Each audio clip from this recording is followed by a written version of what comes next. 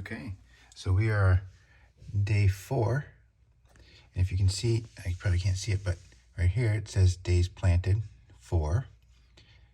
Plant food, what does it say? That's the timer for the plant food. So what that does is that starts at 14 and counts down. That's how many days the plants have been in there. So far we don't have any seeds popping out the top.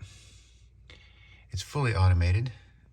There's a warning indicator when the low water light comes on, which has not happened yet, so I'm anxious to see when that will occur.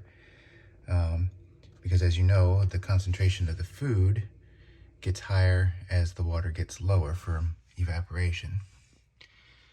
So we are on day 4, and so far, no germination. At least not through the tops. I haven't pulled this out to actually look into the pods, but from my angle, I haven't seen anything yet. So we'll keep you updated, see how it goes. All right, stay tuned.